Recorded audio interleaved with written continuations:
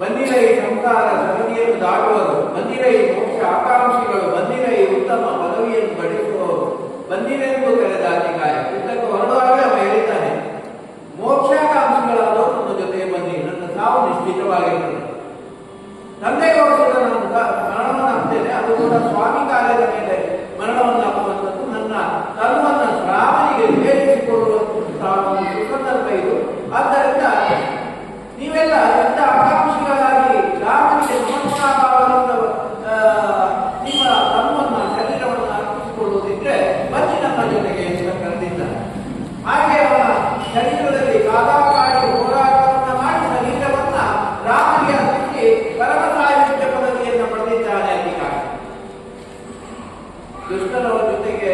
ಇಷ್ಟರಾದವರು ಸೇರಿದ್ರು ಕೂಡ ಆ ದುಷ್ಟರು ಮಾಡುವಂತಹ ದುಷ್ಕೃತ್ಯಗಳ ಫಲವಾಗಿ ಅವನತಿಯನ್ನು ಹೊಂತಾರೆ ಅಂತ ಹೇಳುವುದಕ್ಕೆ ಅತಿಗಾಯಕ.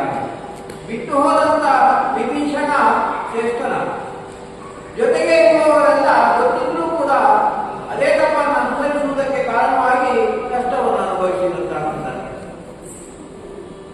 ಅತಿಗಾಯಕ ಮರಣದಿಂದ ದುಃಖಿತರಾದಂತಹ ತಂದೆಯನ್ನು ಸಮಾಧಾನಪಡಿಸಿದ್ದಾನೆ ಇಂದ್ರಜಿತ್.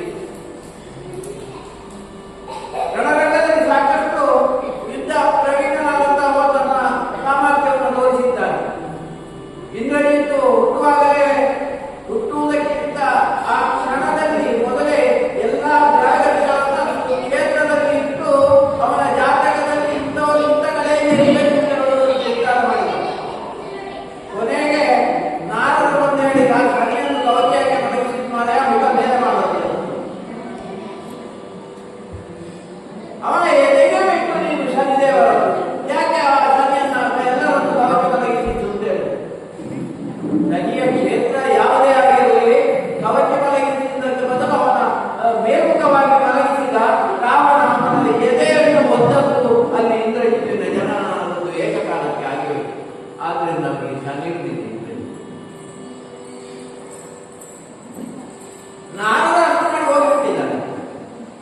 ಎಲ್ಲಾ ಗ್ರಹಗತಿಗಳು ಸ್ವಕ್ಷೇತ್ರದಲ್ಲಿ ಇದ್ರೂ ಕೂಡ ಇಂದ್ರಜಿತ್ತಿಗೆ ಕೊನೆಗಾಲಕ್ಕೆ ಶನಿ ಅಂತ ಹೇಳುವುದೇ ಇಲ್ಲಿ ಉದ್ದೇಶ. ಅದನ್ನು ಹೇಳುವುದೇ ನಮ್ಮ ಉದ್ದೇಶವಾಗಿದೆ. ಕತೆ ಮಾಡಲಿಕ್ಕೆ ಬಿಟ್ಟು ಬಿಡೋಣ. ಅನುಕೂಲವಾದಾಗ ಅದನ್ನು ಓದಿ ಬಹಳಷ್ಟು ಬೆಳೆದಿದೆ. ಇಂದ್ರಜಿತ್ತು ಮಾಯಾಸೀತೆಯನ್ನು ರಚಿಸಿ ರಣರಂಗದಲ್ಲಿ ಅವಳ ಶಿರವನ್ನು ಚೆಂದಾಡಿದಂತ ಸಂದರ್ಭ. ಹನುಮಂತ ಜಾಪವನ್ನು ತೆಗೆದುಕೊಂಡೋಗಿ ರಾಮನಿಗೆ ತೋರಿಸಿದಾಗ ರಾಮನು ದುಃಖಿತನಾದ.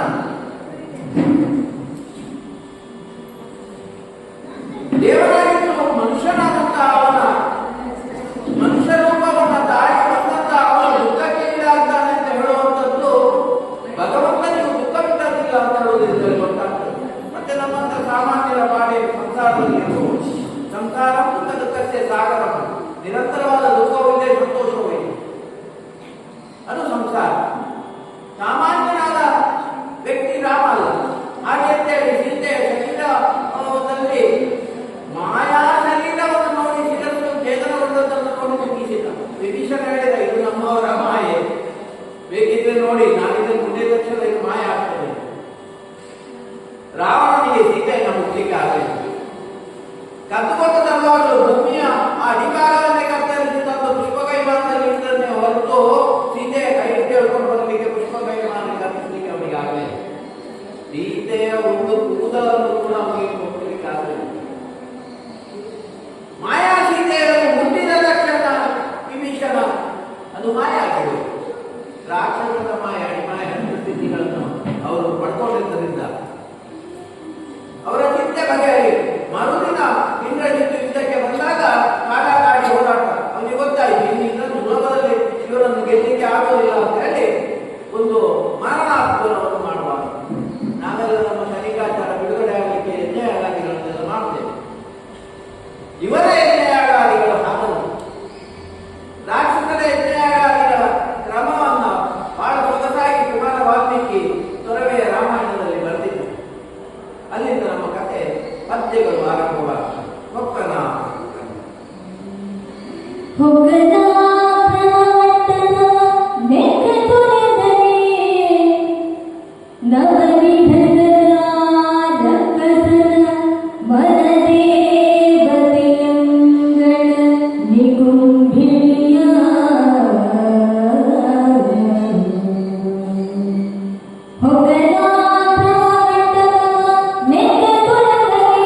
ನವರಿಧರ ರಕ್ಕಸನ ಮನದೇವತೆ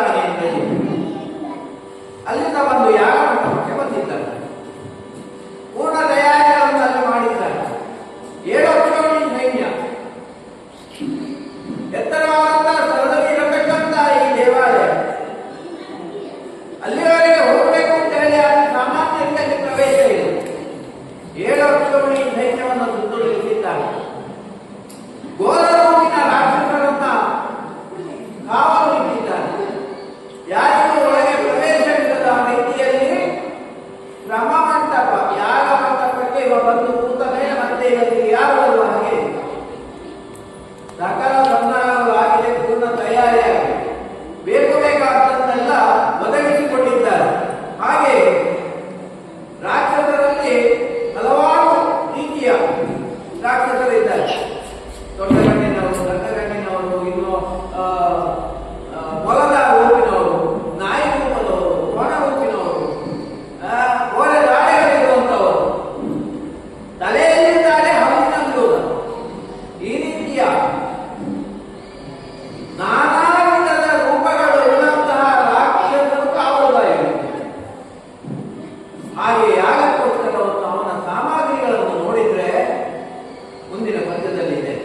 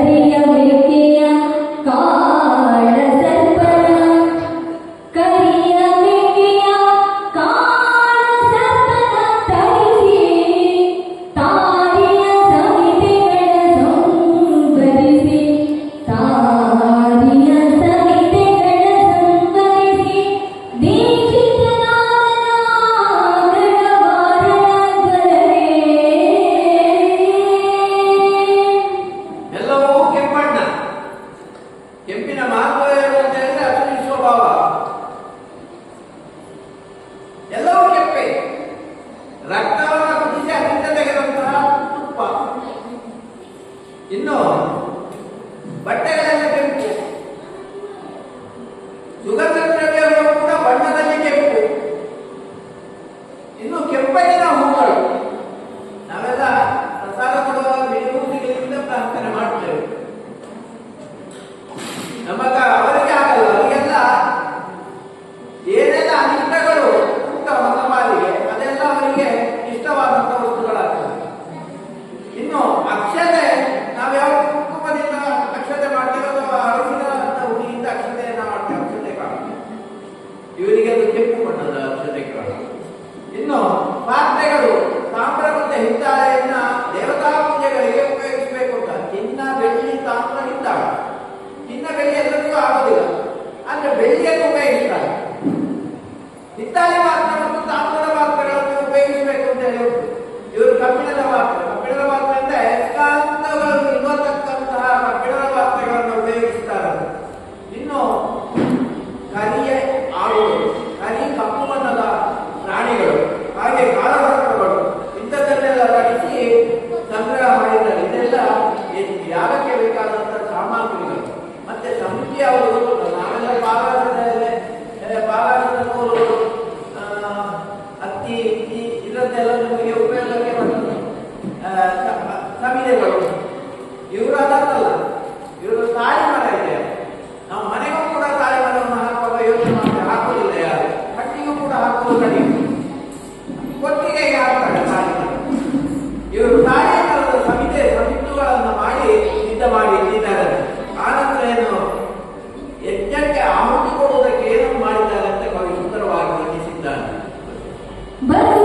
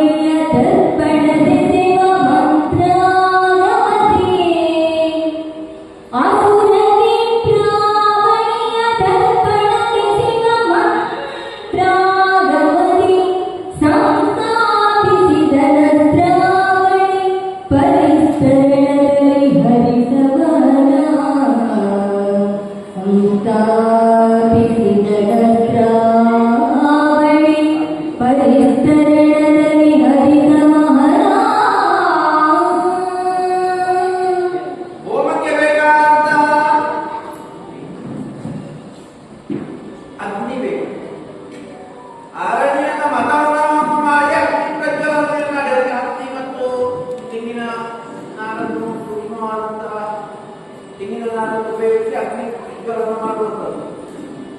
ಆರನೇ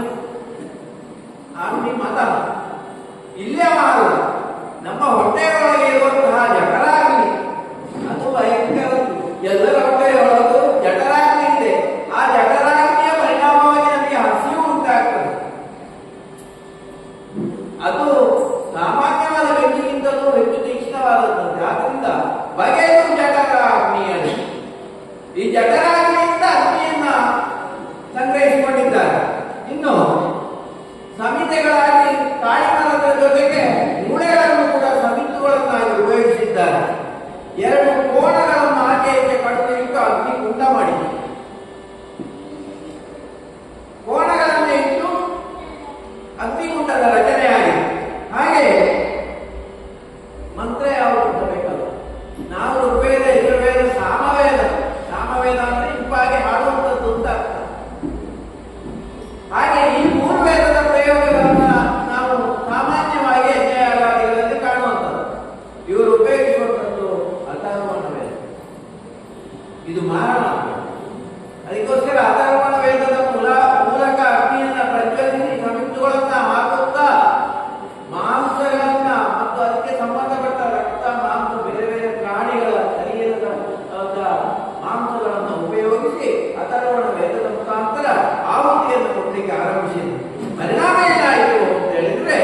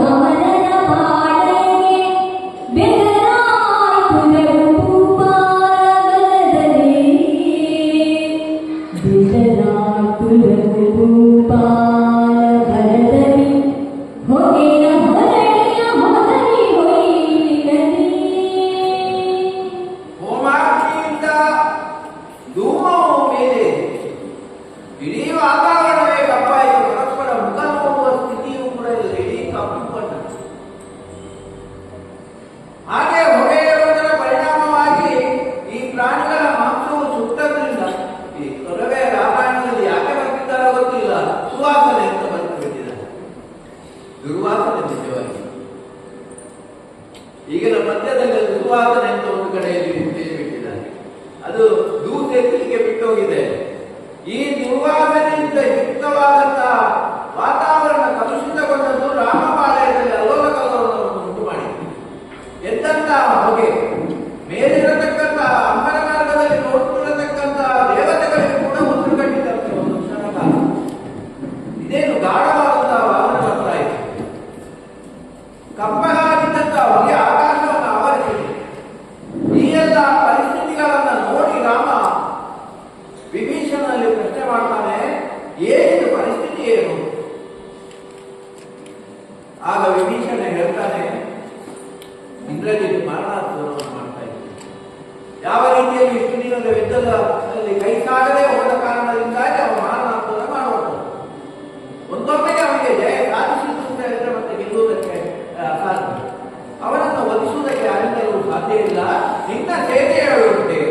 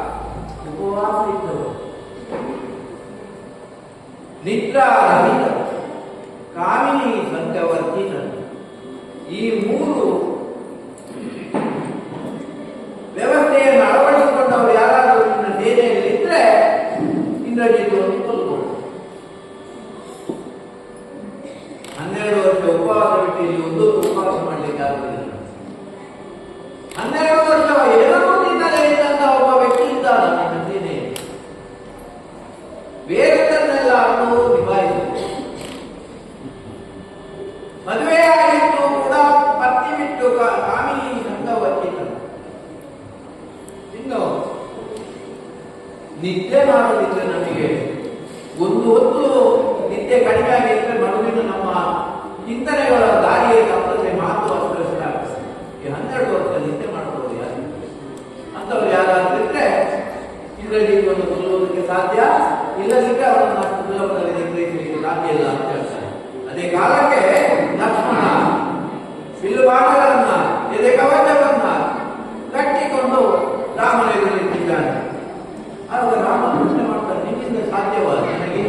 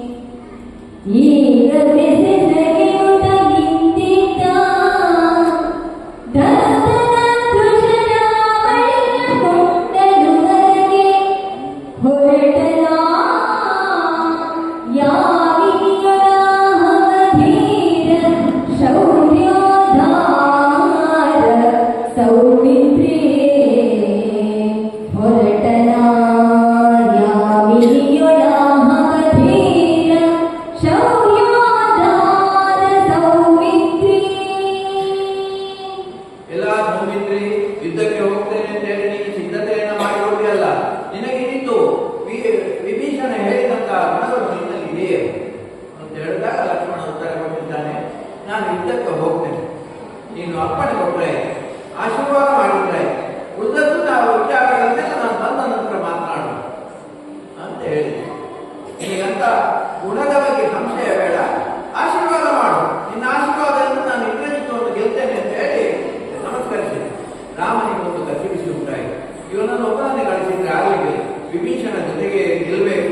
ಹಾಗೆ ಜಾಂಬವಂತ, ಹನುಮಂತ ಮೊದಲಾದ ನಳ ನೀಲರನ್ನೆಲ್ಲ ಅವನಿಗೆ ಬೆಂಗಾವಲಾಗಿ ನಿಲ್ಲಿಸಿದ್ದಾನೆ. ಎಲ್ಲರೂ ಹೋಗಿ ನೇರವಾಗಿ ಅವನ ಲಕ್ಷ್ಮಣನ ಜೊತೆಗೆ ಹೋಗಿ ಲಕ್ಷ್ಮಣನನ್ನು ರಕ್ಷಣೆ ಮಾಡುವುದರ ಜೊತೆಗೆ ನಿಮ್ಮನ್ನು ನೀವು ರಕ್ಷಣೆ ಮಾಡಬೇಕು.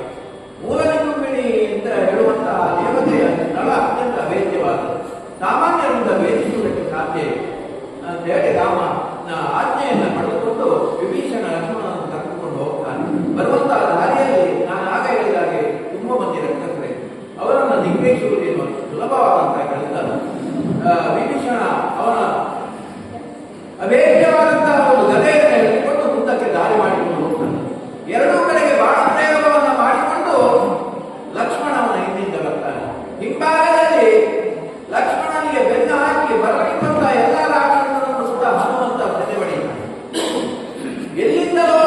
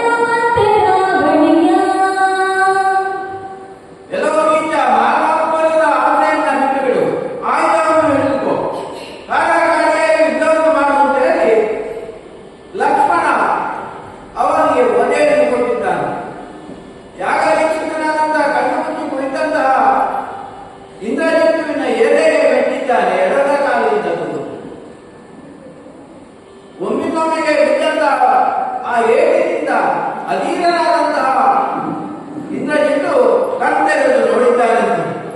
ಅದೇ ಕಾಲಕ್ಕೆ ವಿಭೀಷಣ ಗದೆ ಹಿಡಿದು ನಿಂತಿದ್ದಾನೆ ಅವನೇ.